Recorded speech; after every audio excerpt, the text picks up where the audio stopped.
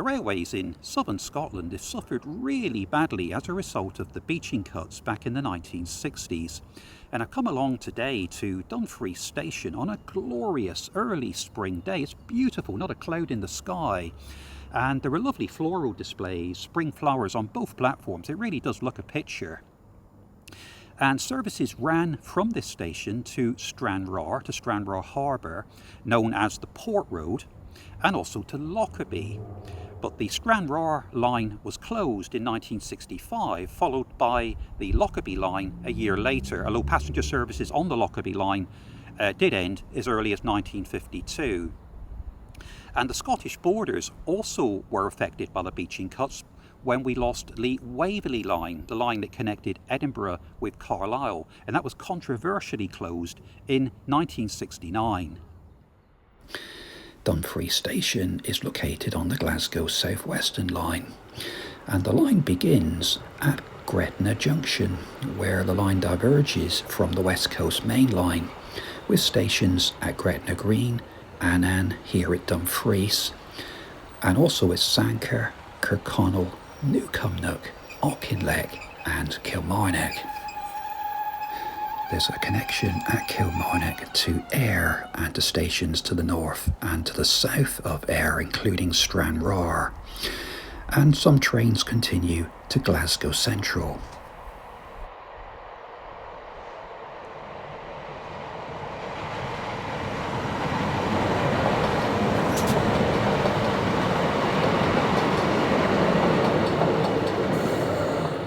Much of my time as a railway enthusiast was spent in and around the railways of Devon and Cornwall.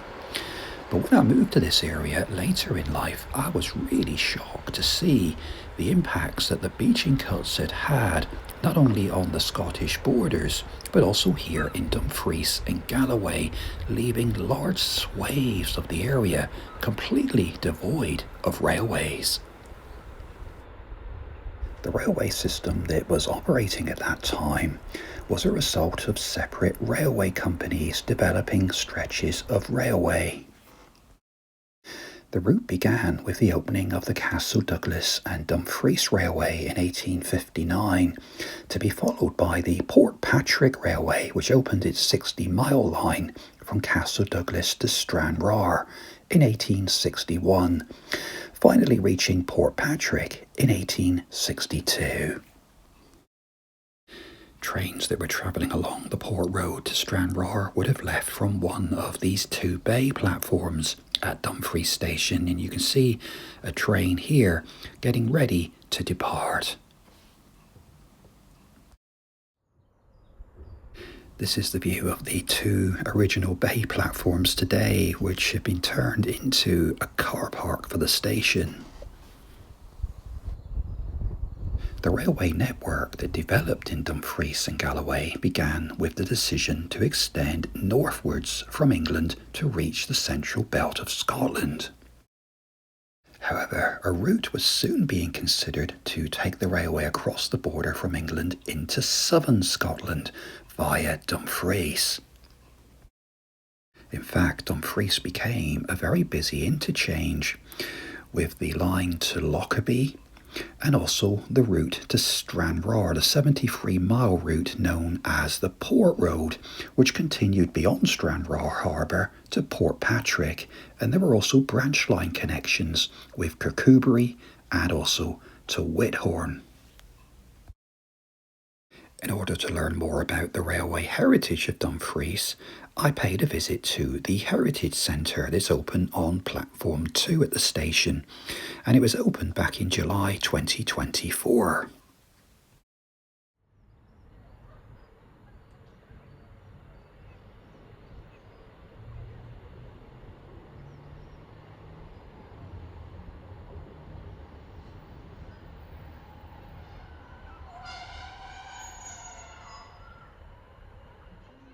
The Heritage Centre is very much the brainchild of Douglas Thompson from Annan, and in his free time he transformed a disused room on Platform 2 at Dumfries Station into a treasure trove of railway memorabilia.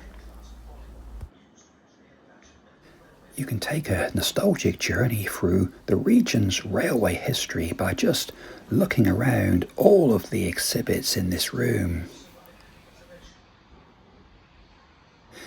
The aim of the Heritage Centre is to educate visitors about the railway heritage of Dumfries and Galloway, much of which was lost after the Beeching Axe fell in the mid-1960s.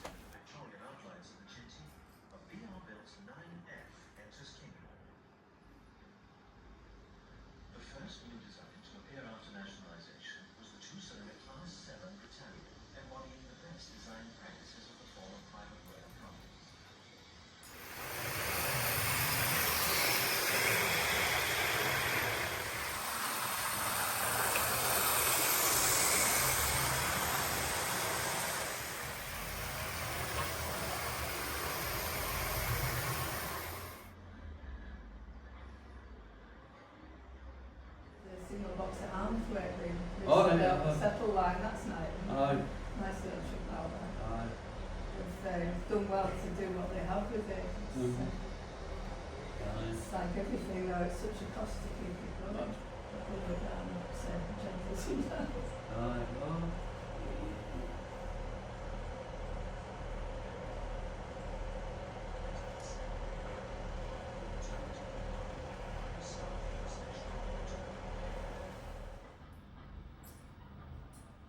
A really interesting video was being shown at the centre during my visit, and it featured the fascinating diversity of steam and diesel operations along the main lines and the branch lines of this largely forgotten corner of Scotland. The video was a poignant reminder of the town's former importance as a junction for the port road to Stranraer.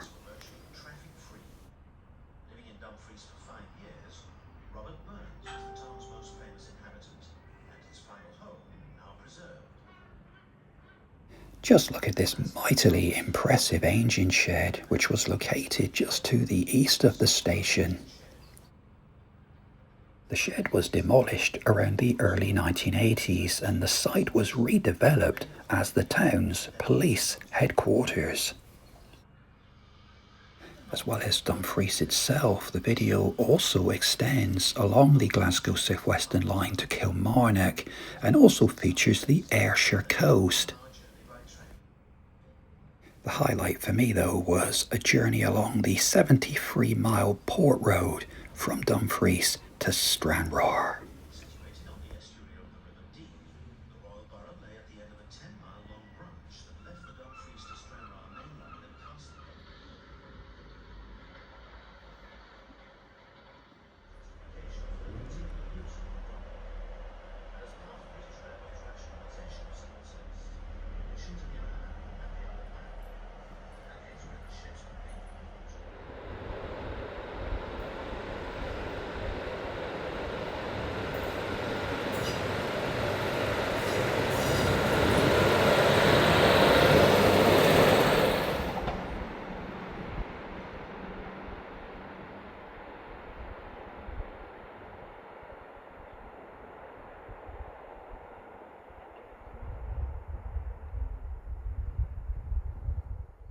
The station here at Dumfries was opened by the Glasgow, Dumfries and Carlisle Railway in 1848, and the line was extended northwards to Kilmarnock and to Glasgow 2 years later. I particularly like the red sandstone buildings along with these beautiful glazed canopies.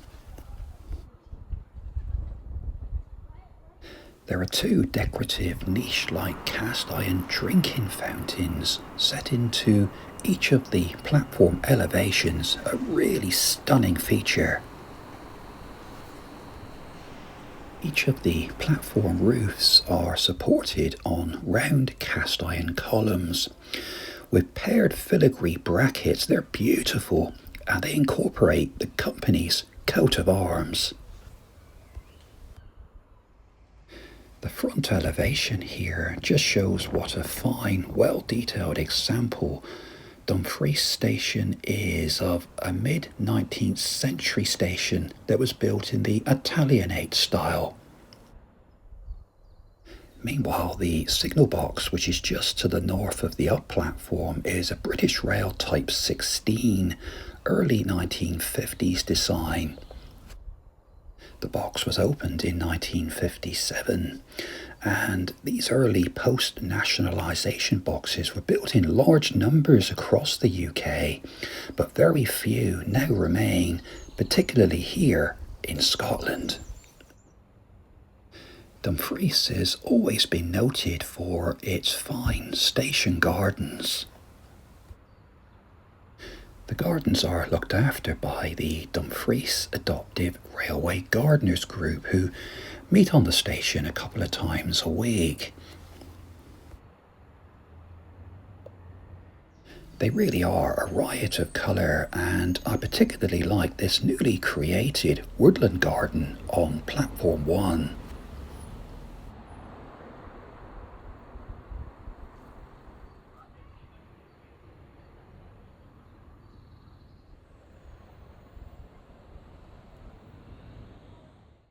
The very fine Station Hotel, which overlooks Dumfries Railway Station, was built for the Glasgow and South Western Railway in 1897. It's a three-storey building with a basement and an attic, and like the station buildings themselves, the hotel was also built of sandstone.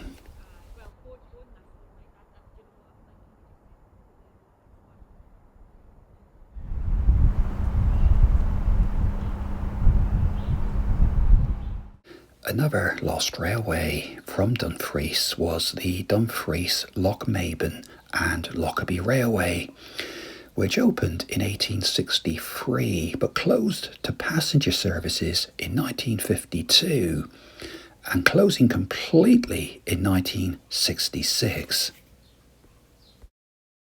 It was a local line which ran between the Caledonian Main Line, which is now the West Coast Main Line at Lockerbie, and the Castle Douglas and Dumfries Railway here at Dumfries. By the early 1920s, the line became part of the London, Midland and Scottish Railway, but very soon it lost its strategic importance and a gradual decline set in. Each of the intermediate stations on the line closed to passengers on the 19th of May 1952. The line itself was removed when all goods traffic ceased on the 18th of April 1966.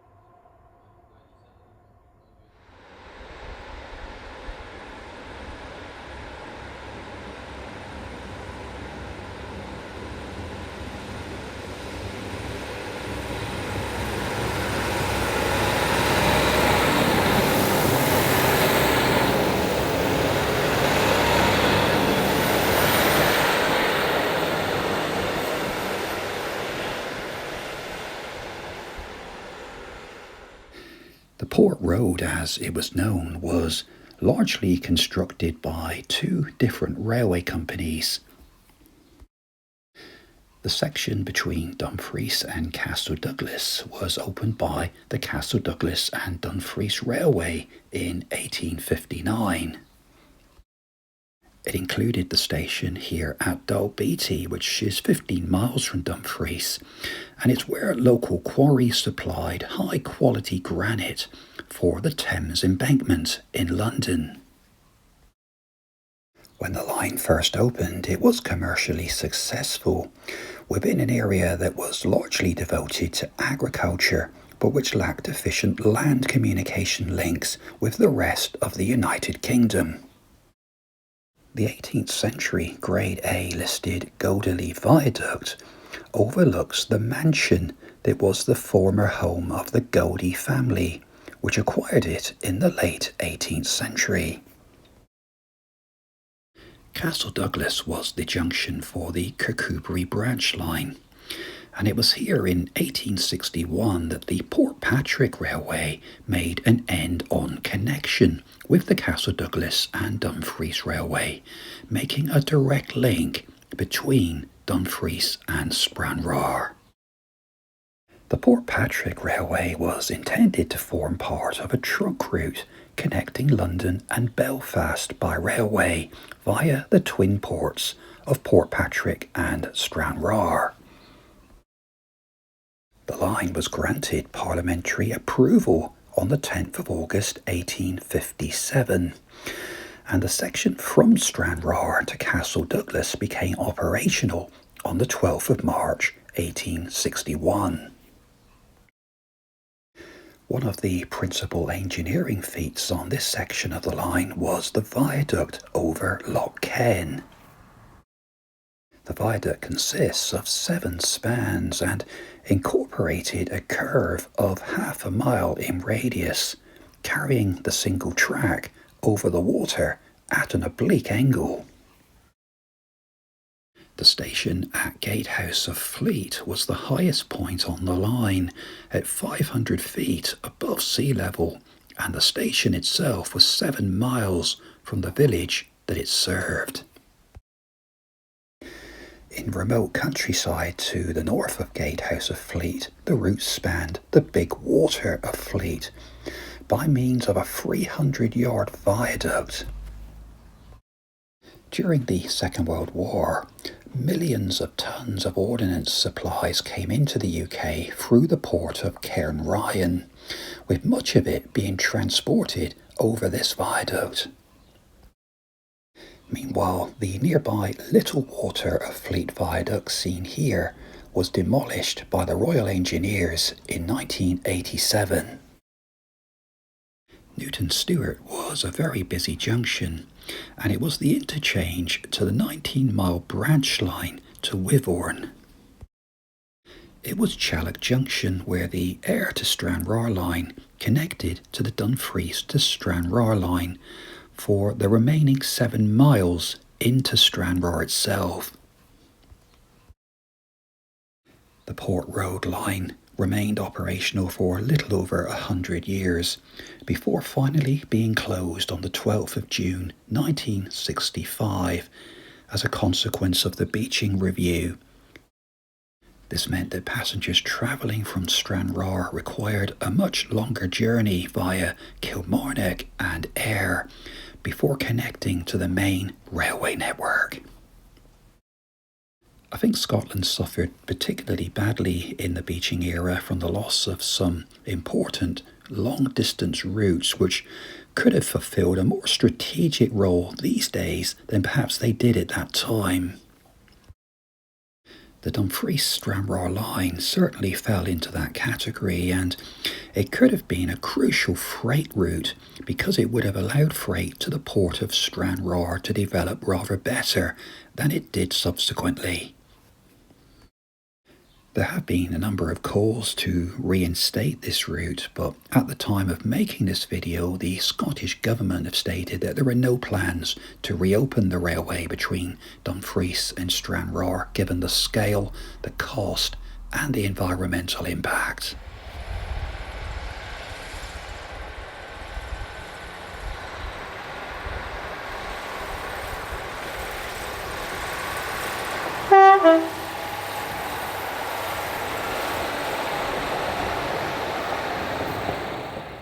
Well, I've really enjoyed my visit to Dumfries Station today. It's a lovely station, this lovely architecture here, and a fascinating history which I learnt about during my visit to the Heritage Centre. ScotRail provide the services, the passenger services on this line connecting Carlisle with Glasgow. Some of the trains run between Carlisle and Dumfries only, and there are some that run all the way up to Kilmarnock and on to Glasgow Central.